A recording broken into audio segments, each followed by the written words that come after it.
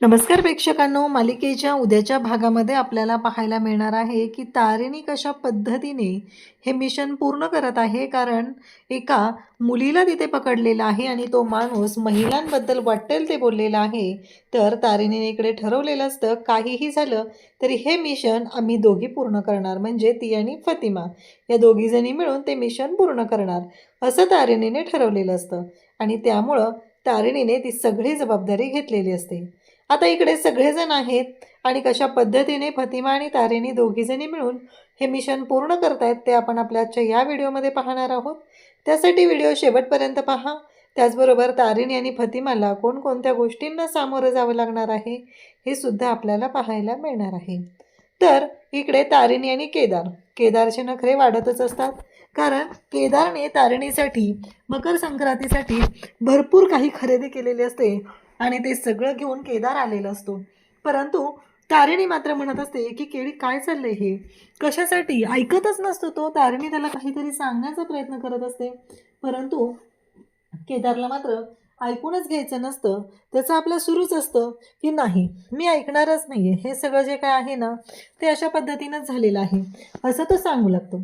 इकडे केदार आता त्या टीमला फोन करून कळवतो. कारण इकडे त्याला कळलेलं असतं की केदारने काय गोंधळ घालून ठेवलेला आहे.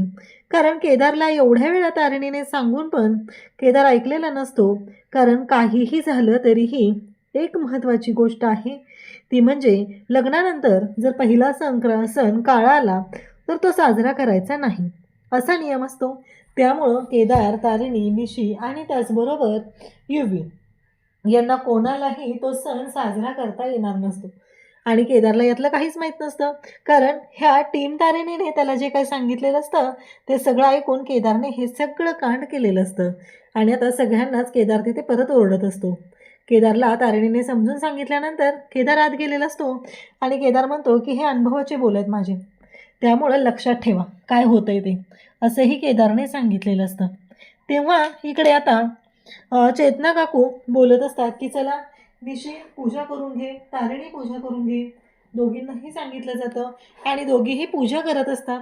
त्याचबरोबर चेतना काकू म्हणू लागतात की निशी, घरातले सगळे थोर मोठे जे आहेत त्यांचा आशीर्वाद घे. मग लगेचच ईशा म्हणते, निशी आता तारिणीच्या पण पाया पडणार का? तेव्हा निशी म्हणते की नाही, मी नाही पाया पडणार तारिणीच्या. कारण मी का पाया पडू? तेव्हा तिला सगळेजण सांगत असतात, कौशिकीसुद्धा सांगत असते.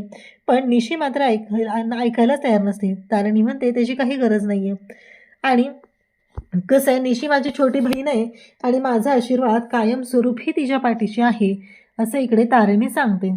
त्यानंतर इकडे आता फोन आलेला असतो आणि मग कौशिकी जाते. तर टी व्हीवरती एक न्यूज दिसत असते आणि कौशिकीला त्यांच्याच ऑफिसमधून फोन आलेला असतो. अशी अशी न्यूज आहे, एक माणूस आहे ना मुलीला पकडलेला आहे आणि तिला त्रास देत आहे, तो नराधम आहे. जेव्हा आता टी व्हीवरती ती न्यूज तिथं प्ले होती, सगळेजण पाहत असतात. सगळ्यांना धक्का बसलेला असतो की हे सगळं काय आहे, कोण आहे तो माणूस आणि काय करतोय.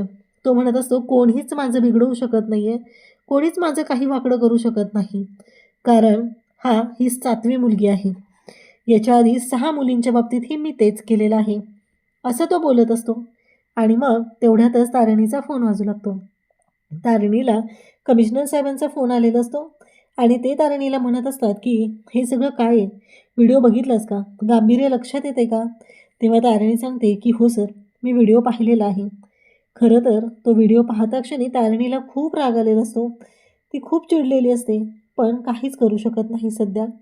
कारण काहीही झालं तरीही ज्या गोष्टी घडत असतात त्या आता कंट्रोलच्या बाहेर असतात. त्या माणसाला अद्दल तर घडवलीच पाहिजे, हे तिच्या डोक्यात सुरू असतं.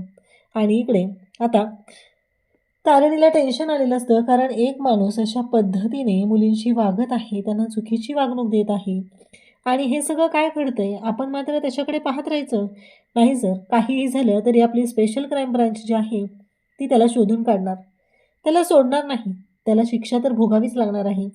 इकडे तारिणी फोन करत असते कारण पोलिसांवरती नाही नाही ते आरोप तो माणूस करत असतो. तारिणी इकडे कौशिकी म्हणते की मी कमिशनर साहेबांशी बोलून घेते. आणि मग कौशिकीने कमिशनर साहेबांना फोन केलेला असतो आणि तिथे एवढंही सांगितलेलं असतं की सर, काहीही झालं तरीही ही जी न्यूज आहे ती मी माझ्या चॅनलवरती दाखवणार नाही. इकडे तारिणी आणि तिची टीम सज्ज झालेली आहे. नक्की गोष्टी काय झालेल्या आहेत, कशा पद्धतीने झालेल्या आहेत, काय करायचं या सगळ्या गोष्टींचा विचार करत असते. तारिणीने सगळ्यांना एकत्र घेतलेलं आहे आणि सगळेजण मिळून आता या सगळ्या कामगिरीवरती तिथे असतात. तेव्हा मात्र ईशा तिथे कौशिकी बोलत असते आणि ती सांगत असते की काळजी नको करूस, आणि ती तिच्या मुलीला समजवू लागते. हे बघ बाळा, काळजी करायची नाही, तू स्ट्रॉंग आहे की नाही, आणि मुलीही स्ट्रॉंग असतात. तशा न्यूज बघून घाबरायचं नाही अशा लोकांना, असं ती आपल्या मुलीला समजवत असते. इराला ती सांगत आहे. त्याचवेळी तिथे युवी येतो आणि युवी म्हणतो की मला एक कळत नाही आहे की ही जी न्यूज आहे ती आपल्या चॅनलवर का नाही दाखवायची, एवढे सगळे दाखवतात ना. तेव्हा तारिणी कौशिकी सांगू लागते की कसं आहे माहिती आहे का युवराज, हे वाटतं तेवढं सोपं प्रकरण नाही. मला सांग, प्रत्येक पालकांच्या मनात काय येईल, आपण आपल्या मुलींना बंधनात ठेवलं पाहिजे, आपण त्यांना बाहेर नाही जाऊ दिलं पाहिजे, या सगळ्या गोष्टी त्यांच्या मनात येतील. हेच तर आपल्याला होऊ द्यायचं नाही आहे, कारण हे जर असं झालं तर खूप अवघड होणार आहे असं लक्षात आलेलं असतं. आणि त्यासोबतच इकडे आता केदार आणि त्याचबरोबर तारिणी दोघंही फोनवरती बोलत असतात. तेवढ्यातच चेतना काकू तिथे येते, कारण चेतना काकूचं म्हणणं असतं की काहीही झालं तरीही आजचा स्वयंपाक तुला करायचा आहे, तू मोठी सून आहे ना, पण एवढा वेळ का लावता रे तुम्ही दरवाजा उघडायला, असं ती सांगत असते. तेव्हा मात्र हे दोघं पण पाहतच राहतात, कारण यांना पण माहिती असतं की काय झालेलं आहे आणि गोष्टी कशा झालेल्या आहेत. त्याचवेळी इकडे त्या दोघांशी बोलून झाल्यावर तारिणी म्हणते की हो, आलेच मी. तारिणी आता जायला निघणार असते, कारण तिला ही जबाबदारी आहे, घर सांभाळायचं आहे, घरातला स्वयंपाक वगैरे ह्या गोष्टीही करायच्या आहेत. त्यामुळं तारिणी त्यांना सांगते. परंतु केदारला प्रश्न पडलेला असतो की आता करायचं काय, कारण ह्या गोष्टी वाटतात तेवढ्या सोप्या नाहीत. तारिणीला तर जावं लागणार आहे, पण करणार काय. तर केदार इकडे म्हणतो की काळजी नको करूस, इथली जबाबदारी मी घेईल, तू जा, कारण आपल्याला मिशन पूर्ण करायचं आहे, असं तो तारिणीला सांगत असतो. तेव्हा मात्र तारिणी म्हणत असते, पण केडी जमेल ना, कसं आहे माहिती आहे का, तुला एका माणसाचा स्वयंपाक करायची सवय आहे, इथं तर एवढ्या सगळ्या लोकांचा स्वयंपाक करायचा आहे, आणि त्याचबरोबर तुला लक्षात येतं आहे ना. तेव्हा तो सांगू लागतो की हो, माझ्या लक्षात आहे की काय करायचं आहे ते. आणि त्याचसोबतच आता तारिणी पोहोचलेली असते. तेव्हा सगळी टीम तिथं असते, कारण तिथे तो माणूस जो आहे तो एका ठिकाणी दिसत असतो, आणि ते ठिकाण म्हणजेच यांना स्पष्ट दिसत असतं की ती एक शाळा आहे, पण ती जुनी शाळा. आता तारिणी तिथं म्हणते की तो माणूस जास्त लांब गेलेला नसणार आहे, कारण काहीही झालं तरीही तोही एकटा आहे आणि ती मुलगी त्याच्यासोबत आहे. आणि त्याचबरोबर इकडे तारिणी म्हणत असते की आपल्याला आता शोध घ्यावा लागेल त्या एरियातल्या बंद पडलेल्या मराठी शाळा कोणत्या आहेत, कारण मराठी शाळा ज्या पद्धतीने बंद पडत आहेत ती गोष्ट मात्र खूपच वेगळ्या पद्धतीने चाललेली आहे. आणि मग हे सगळेजण बोलत असतात, आणि त्यासोबतच आपल्याला पाहायला मिळतं की सगळी टीम तयार असते.